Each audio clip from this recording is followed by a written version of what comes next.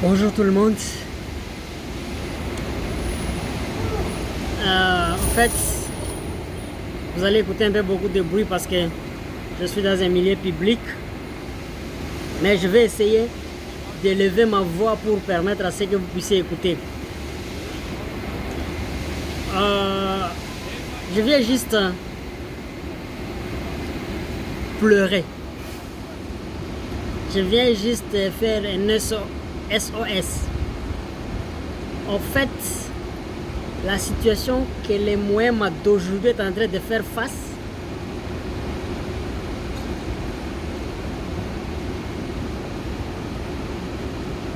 c'est inadmissible. Ça n'a jamais existé. Ben écoutez, je ne vais pas dire que ça n'a jamais existé parce que je n'étais pas là dans les années 17 000, combien quand notre arrière-grand-père Bloukwa a été déporté dans les eaux Touélé. Donc quand vous voyez le village Bloukwa, je ne sais pas si c'est une ville ou une collectivité, c'est le nom d'un grand-père, d'un de nos grands-pères qui a été déporté d'Ndjougou dans les Hauts-Touélé.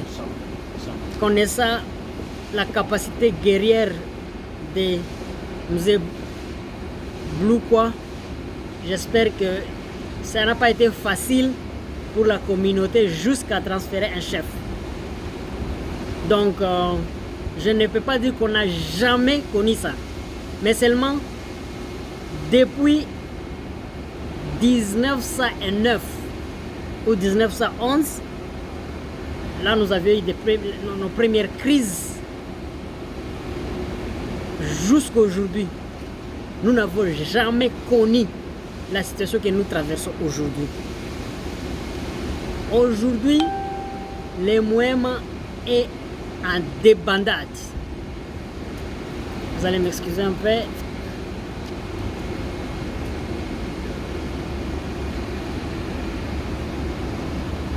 Il a fallu que j'enlève l'internet parce que les gens sont en train de m'appeler. Il a fallu stopper l'internet. Je disais, ce que nous vivons aujourd'hui, un Moema n'a jamais connu ça depuis. Ok, au période de Mzee Bloukwa, le chef qui était déporté au Touélé. Je n'ai pas assez de détails là-dessus. Mais à partir de 1909 ou 1911, quand le Moema a connu sa première crise avec le chef de Bandikassa, le chef Rukidi, jusqu'à aujourd'hui, on n'a jamais connu une crise pareille. C'est depuis 2017 que l'ennemi, que je ne connais pas, a tué régulièrement Ndjougou. Je ne peux pas vous dire combien les gens sont morts en Ndjougou. En cascade. Le plus souvent, quand on voulait se fâcher, on nous disait écoutez, ne donnez pas la chance à l'ennemi. Oh, c'est trop bas de se faire une guerre interethnique. Oh, patientez, voyons, ça va prendre un peu, ça va finir. Ça a fait des morts, de déplacés en Ouganda, de déplacés à l'intérieur, même là jusqu'à Bunia. C'était horrible. Mais comme on ne réagissait pas, ils se sont dit bon, il faut aller maintenant à Irumu. Ils ont tué. Je ne peux pas vous parler. À Mouroubia, les gens sont morts. À Balazana, parce que partout là, il y avait des Bayama. Les gens sont morts et continuent à mourir. Ils ont dit, bon, comme eux, malgré eux, ils meurent, apparemment, ils aiment beaucoup leurs vaches que les vies humaines. Ce qui est faux. Ils ont commencé à emporter les vaches. Les vaches sont allées à cascade. Au moment où je vous parle, les vaches de mon propre petit frère sont parties à Kassing. Et croyez-moi, il y avait une petite force militaire en Béchi, mais ils ont enlevé cette force-là. Et comme l'ennemi, le Codeco veut montrer qu'il est plus puissant, ils ont trouvé les maisons où les FARDC étaient, ils ont brûlé ça. Ils ont apporté les vaches. Ils apportent même 300, 800 vaches. ils font un pâture là où ils peuvent mettre ça et on vous demande d'envoyer l'argent, on vous envoie 10 000 $ et ils vous laissent vos vaches. Ils sont entrés dans la ville et ils sont rentrés avec l'argent. Pendant que nos petits frères, nos petits enfants qui ont fui de l'intérieur sont en train de mourir, en train de chercher 100 francs, on ne peut pas avoir. Quand les présumés innocents qui sont dans les prisons font 1 mois, 2 mois sans manger, et ils ont eu les véhicules, les vivres et l'argent pour rentrer. Donc ils sont cajolés. Je ne sais pas dire que c'était l'incompétence ou la mauvaise foi ou la complicité. Ces Codeco et consorts étaient loin de la ville, très loin des vaches. Mais la délégation est venue, je ne condamne pas la délégation, mais nous avions vu dès leur arrivée comme si on organisait Codeco. On a divisé Codeco pour dire maintenant que ceux-ci acceptent de partir, ceux-ci refusent de partir. Ils ont commencé à jubiler, à montrer les armes, à chanter la victoire. Des gens que le droit de l'homme des Nations Unies dit qu'ils sont des génocidaires, que le président a dit qu'ils sont en fait, il y a une tentative de génocide. Ce sont ces gens-là qui ont commencé à jubiler dès l'arrivée de la délégation. Puis encore, comme je disais, ils étaient loin là. On a dit, bon, venez maintenant rester à côté des vaches et des hommes à Bouni, à Ézéchiel. Comme ça, là, vous avez accès à Kasseni pour prendre les vaches, pour détruire Ézéchiel avec leurs vaches et mandres. Et les autres, nous allons vous faire passer à Balazana. Là, vous allez déstabiliser Badi, Amourubia, Touy. Les Mouema Nedor. Maintenant aussi, les soins disant EDF sont maintenant en train d'attaquer vers Boga. Pareil. Donc, les Mouema, partout où il est maintenant, il ne dort pas dans sa maison. Il ne sait pas si demain il va encore vivre. Parce que les seuls qui pouvaient respirer un peu, ce sont ceux qui sont à Kaliabugongo, et consort.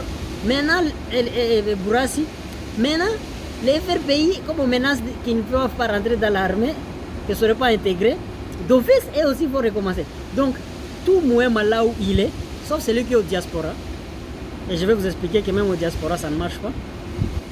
Ces gens-là ne dorment pas, ils ne savent pas. Chaque Mouema qui est au Congo maintenant, il ne sait pas, sauf celui qui est à Kinshasa. Il ne sait pas si demain il peut encore vivre.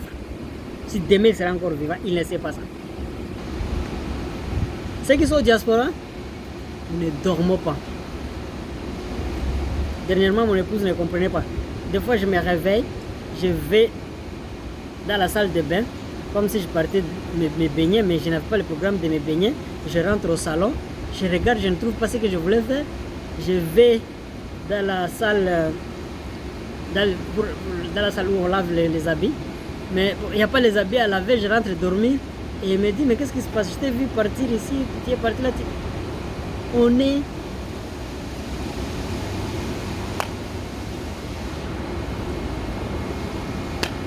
ne sait pas ce qu'il faut faire. On ne sait pas à quel Dieu se vouer. On ne sait même pas qui fait ça pendant 2017, 2018, 2019, 2024 ans, en train de mourir. Nous ne savons pas qui nous tue. Nous ne savons pas qui nous tue. Le gouvernement aussi ne sait pas qui nous tue. Codeco c'est quoi? Codeco ne peut pas tuer. Ces gens-là, ils avaient quoi? Ils ont quoi pour les Chinagléma, c'est qui? Dites-nous qui nous tue au moins.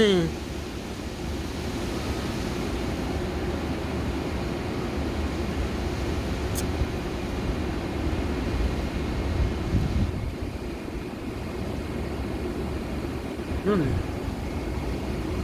Depuis 2017, les enfants, les jeunes gens ont dit, nous devons nous défendre. Les responsables, nous tous nous disons non, ne faites pas ça, ne donnons pas la chance à l'ennemi. Quand il veut faire ça, dis-nous, vous voulez faire une guerre ethnique, vraiment aller se battre contre les Codeco et les... C'est ridicule, c'est trop bas, nous ne pouvons pas raisonner, tomber jusque bas là. Mais jusqu'aujourd'hui, nous sommes en train de finir. Maintenant, nous nous réveillons, et tellement que nous sommes affaiblis après avoir endossé des coups, affaiblis, on ne sait même pas, on se regarde maintenant, qu'est-ce qu'il faut faire, on ne sait même pas qu'est-ce qu'il faut faire. Chacun regarde l'autre. Tellement que nous avons endossé des coups, tellement que nous sommes par terre. l'ennemi vient nous diviser. On est là, affaiblis. Un ami me disait, même un fou, mais là, s'il s'est réveillé, malheureusement, ces Zaïre aussi n'existait pas. S'il existait, même un fou qui n'a pas de vision, maintenant, s'il se réveille, les gens risquent de le suivre, même s'il ne connaît rien. Mais mes frères, si par hasard, par malheur, vous vous réveillez pour dire non, évitez de faire la guerre interethnique. Protégez et les Moubira, et les Moulendu, et les Mounandi, tout le monde, protégez-les. Ne faites pas une guerre interethnique, c'est ridicule. Protégez les mamans qui sont enceintes. Évitez les enfants, les innocents. Laissez-les. Ne violez pas. Ne faites pas comme les autres. Parce que je sens que les gens sont fatigués. Je sens que pleurer, c'est devenu vraiment inadmissible. On a pleuré, on a que nos larmes pour pleurer, on a pleuré et maintenant on est fatigué, on n'est même pas en mesure de pleurer. Les Bahama disent ça réirait. Tu sais, c'est comme anesthésie, tu ne vas pas sentir, on ne sent même pas la douleur, mais on est seulement perdu, c'est la tête qui.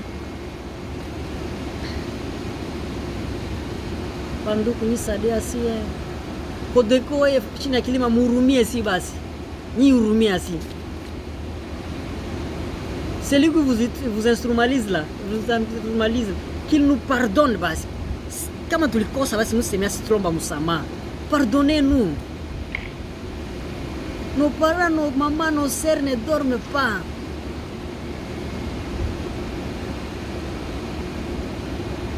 Avant, quand ils sont entrés, quand ils étaient à Kindi après avoir quitté la ville, ils disaient que si nous avons ciblé la ville pour tukunye malofu tupende vile basi kabayama. Si c'est ce que vous voulez, nous allons demander à nos filles de se marier à vous, mais donnez-nous la chance de respirer, de vivre. C'est douloureux. Ni ça messier. Qu'est-ce qu'on va faire? Nous ne sommes pas prêts de quitter le Congo. Nous aimons notre pays. Nous ne sommes pas prêts à faire des guerres interethniques. C'est trop bas. Vous avez dit que nous sommes Zaïre, mais vous n'avez jamais vu un Zaïre défendre moi-même. Vous n'avez jamais vu un Zaïre tirer une arme. Vous n'avez jamais rencontré sur les champs de bataille. Où est ce Zaïre?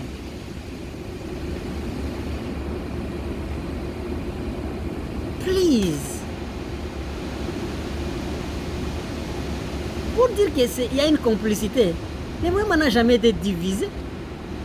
Et divisé jusqu'à ce niveau-là, jamais. C'est pour dire qu'il y a une main noire derrière tout ça. Qui nous tue, nous affaiblit, nous divise.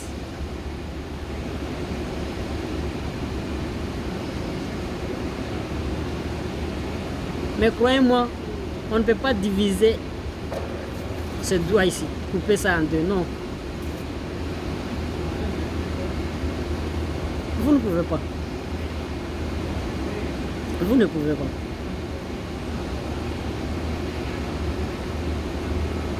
On avait toujours dit les jours où ça va faire arriver au top, on va se retrouver, on va s'unir, on va dire non.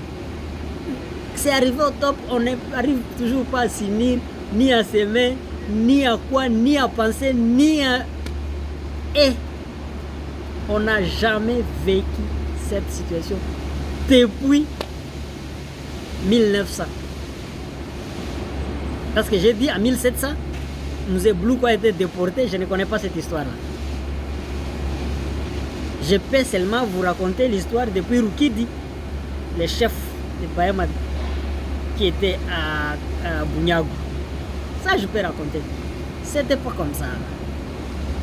C'était pas comme ça. On pouvait savoir où les gens... Parce que là où vous appelez Chinakilima, là, c'était les vaches qui vivaient là-bas. On pouvait dire, les Wangiti ont descendu au marché, ils ont bagarré, ils ont tué, ils ont brûlé les maisons qui étaient là. Et les gens, Basingiru, donc ils se sont réfugiés. Et c'est tout.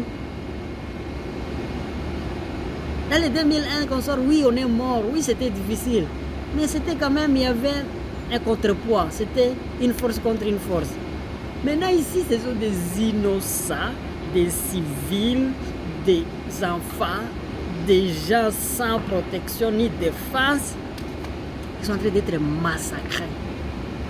Systématiquement. Ils ont tué les gens en Djougou des millions, jusqu'à ce que le président dise génocide. Ça n'est pas suffi, ils sont devenus, ils ont tué. C'est comme si ça n'a pas suffi, ils sont allés maintenant dans les vaches. Ils ont même pris les vaches et les soldats, ils se sont arrangés à faire des commissions. Ça n'a pas donné. Et qu'est-ce qui reste maintenant?